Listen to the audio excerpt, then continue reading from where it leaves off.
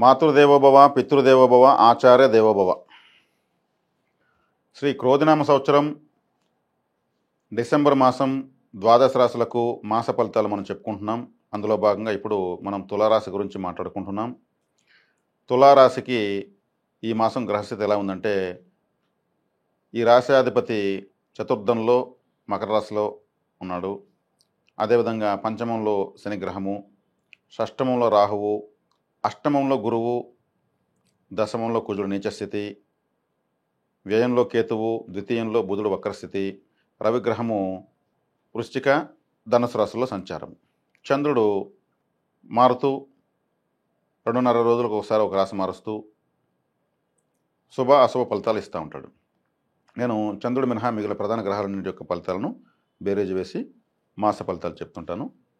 మరి ఈ రాశికి అత్యంత శుభుడైనటువంటి చతుర్థ పంచమాధిపతి అయినటువంటి శని శత్రువులకు బారిన పడ్డాడు ఆయన. ఎందుకంటే అంగారకుడు నీచబడి మకర కుంభరాశులను చూడడము, శనిని చూడడము చాలా అరుదుగా ఎన్నో సంవత్సరాల తర్వాత ఇటువంటి కాంబినేషను వస్తుంది. అదేవిధంగా రాశ్యాధిపతి అయినటువంటి శుక్రుని కూడా అంగారకుడు చూడడం, నీచబడి చూడడం.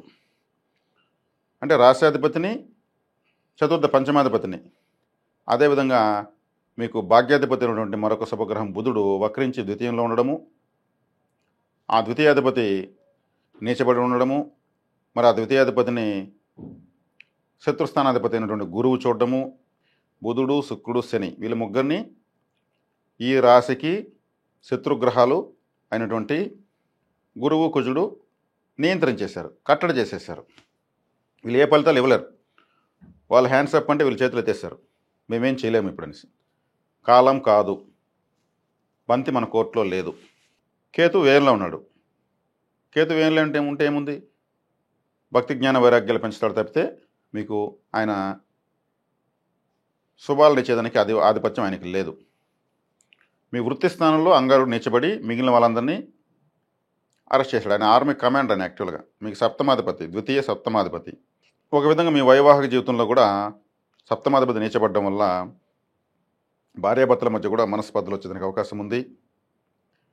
చిన్న విషయానికి ఎక్కువ కోపం వచ్చేదానికి అవకాశం ఉంది. అర్థం చేసుకోలేకపోవడము, ఎక్కువగా విసుక్కోవడము, మీ యొక్క సంసార జీవితాల్లో, కుటుంబ జీవితంలో ఎక్కువగా ఒకరి మీద ఒకరు డామినేట్ చూపించుకునే పరిస్థితిలోకి రావడము, తద్వారా ఎక్కువగా మానసిక కుటుంబ కలతలు వచ్చేదానికి అవకాశం ఎక్కువ ఉంది.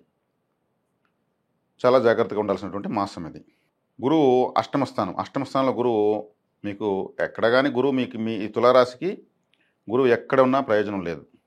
ఎప్పుడు కూడా గుర్తుపెట్టుకోండి, పాపగ్రహానికి స్థానాధిపత్యం వచ్చినా కానీ ఇంకా పాపం పెరుగుతుంది. మీ శుభగ్రహాలనే మీరు బేరే చేసుకోవాలి. శుభగ్రహాల బలం ఎప్పుడు చూసుకోవాలి. బుధుడు, శుక్రుడు, శని గ్రహాలు మాత్రమే ఎప్పటికీ గోచరంలో కానీ మీ జన్మజాతకంలో కానీ రాజయోగాన్ని ఇస్తాయి, కాపాడతాయి. గురువు, కుజుడు, కేతువు, రవి మీకు ప్రయోజనాలను ఇవ్వరు. లాభంలోకి వచ్చేస్తారు, దిగ్బలంలోకి వచ్చేస్తారు. అంటే ఇంకా వాళ్ళ శత్రువుకు బలం పెరుగుతుంది, మిమ్మల్ని దిగ్బంధనం చేసేస్తారు. ఇప్పుడు అష్టమ స్థానంలో ఉన్నాడు ఆయన. మీకు ఫలితాన్ని మీరు ఆశించాల్సిన అవసరం లేదు, ఎక్కడైనా ఉండొచ్చు. కాబట్టి ఇక్కడ భార్యాభర్తల మధ్య చాలా జాగ్రత్త అవసరము. నైసర్గిక సప్తమ స్థానము, వైవాహిక స్థానము అనేది ఉంటుంది తులారాశి. కాబట్టి తులారాశి తులాలగ్నం వాళ్ళకు ఎక్కువగా వైవాహిక జీవితంలో ఒడిదుడుకులు అనేవి సహజంగా జరుగుతూ ఉంటాయి.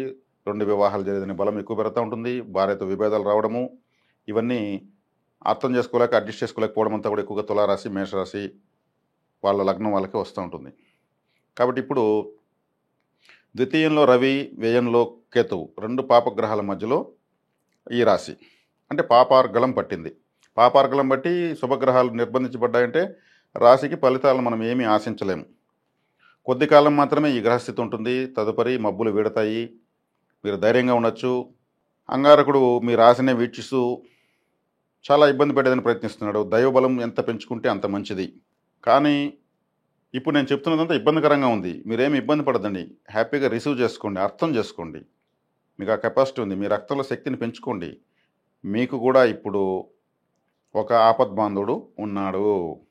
నేనున్నాను, నేను ఒకే ఒక్కడు. ఎలా ఉన్నాడంటే ఆయన మనకు ఇప్పుడు సహజ సిద్ధంగా మన సమాజంలో ఉన్నటువంటి లాంగ్వేజ్లో చెప్పుకుంటే కేజీఎఫ్లో రాకీ బాయ్లా ఉన్నాడు. పక్క, ఇందులో డౌట్ ఏం లేదు. ఆయనే రాహు.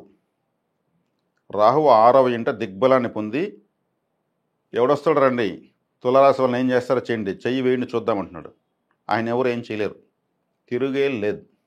AK-47 AK-147 తెలియదు. ఆయన చూసి అందరూ ఆలోచిస్తున్నారు. ఎవరికి దొరకలేదు, ఆయన చిక్కడు దొరకడు. ఆయన అంటేనే బ్రహ్మాండం, ఆయన అంటేనే ఇంటర్నెట్, ఆయన అంటేనే మాఫియా, ఆయన అంటేనే వైద్యం, ఆయన అంటేనే డాక్టర్, ఆయన అంటేనే సైంటిస్ట్, ఆయన అంటేనే శాటిలైట్. ఆయన లేకపోతే కలియుగమే లేదు.